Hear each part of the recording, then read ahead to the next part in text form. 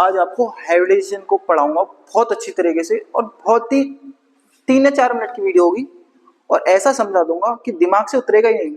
अंकित sir का नशा दिमाग से उतरेगा ही नहीं, अंकित शर्मा का नशा, सर नहीं अंकित शर्मा। ठीक है, ध्यान से पढ़ो।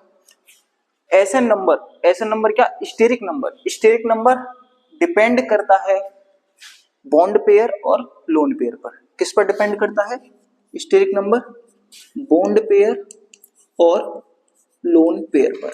हाइब्रिडेशन समझने के लिए सबसे जरूरी जो चीज होती है वो हमारे पास होती है स्टेरिक नंबर का पता होना, बॉन्ड पेयर कितने हैं, लोन पेयर कितने हैं, इस चीज का पता होना।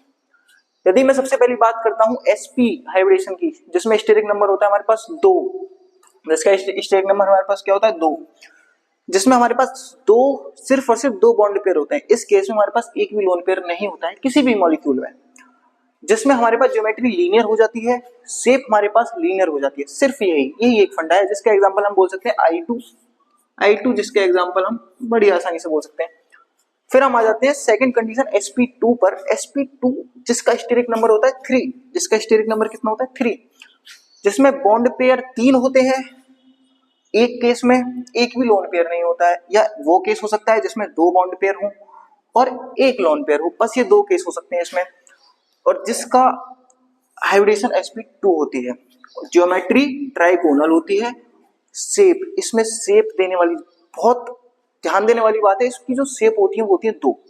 एक होती है ट्राइगोनल प्लेनर, जो कि ज्योमेट्री से मेल खाती है, जो कि सिंपल जो ट्राइगोनल प्लेनर होती है। एक होती है वेंट शेप या वी शेप, जिसको हम बोलते हैं, वो इस टाइप की होती है। जैसे कि मेरे पास यहाँ पर एक मॉलिक्यूल ले रहा, और जो मेरे पास सी मॉलिक्यूल है उसके ऊपर एक लोन पेयर है। ये मेरे पास ऐसी कंडीशन हो सकती है। मैं सभी के एग्जांपल बताऊंगा, लेकिन नेक्स्ट वीडियो में पहले इसको समझो। बॉन्ड पेयर और lone pair in case of sp3 hybridisation. इसका मतलब कि यहाँ पे स्टेरिक नंबर कितना है? 4 steric number. Bond pair cases इसमें 3 हो सकते हैं, बॉन्ड पेयर हो सकते हैं 4। क्या पता बॉन्ड पेयर 3 हो, एक लोन पेयर हो, क्या पता दोनों 2 हो, बस यही केस हो सकते हैं 3। इसी चीज को हमको याद रखना है, और ये आसानी से आ जाएगा। 1-2 बार रिवाइज करोगे, क्वेश्चन प्रैक्टिस करोगे तो बहुत आसानी से चीज हो जाती है, रट जाती है दिमाग में। हाइब्रिडेशन sp3 और इसकी ज्योमेट्री होती है टेट्राहेड्रल। लोग कंफ्यूज हो जाते हैं बच्चे ट्राइगोनल और टेट्राहेड्रल में, अलग अलग चीज है। ये 3 बॉन्ड पेयर यानी कि 3 स्टेरिक नंबर के लिए आता है, ये 4 स्टेरिक नंबर के लिए आता है टेट्राहेड्रल। अब मैं टेट्राहेड्रल की शेप्स की बात करूं तो इसकी शेप बढ़ गई, जैसे जैसे मैं स्टेरिक नंबरों में जाता जा रहा हूँ वैसे वैसे देखा जाए शेप बढ़ रही है। क्यों?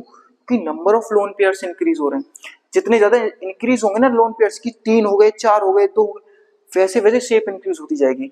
एक केस जब मेरे पास 4 लोन पेयर्स थे, एक केस जब मेरे पास कितने थे? 4 लोन पेयर, 4 बॉन्ड पेयर थे, उसका केस हो गया ये एक मॉलिक्यूल है, ये यहाँ पे एक ए और एक हीरा, यानी कि 1 2 3 4 बॉन्ड पेयर।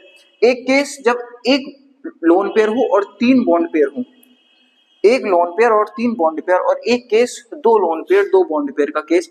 इसका मैं एग्जांपल यदि आपको बताऊं, CH4 NH3 एक्सेट्रा ETC। ये थी मेन और बेसिक बातें जो कि sp3 तक 11th या 12th के बच्चों को आना जरूरी ही है। अब बाकी मैं उससे आगे बात करता हूँ स्टेरिक नंबर 5 की, स्टेरिक नंबर 6 की, वो थोड़ा एडवांस हो जाता है। मैं उसको आपको अगली क्लास में एक प्रॉपर वीडियो बना के निकालूंगा, अगले ही दिन निकालूंगा।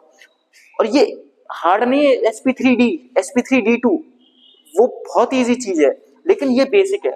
उसको पढ़ने से पहले हमको ये चीज याद होनी बहुत जरूरी है। तो सबसे पहले इसको याद करो, इससे रिलेटेड जितने भी एग्जाम्पल है उनको लगाओ।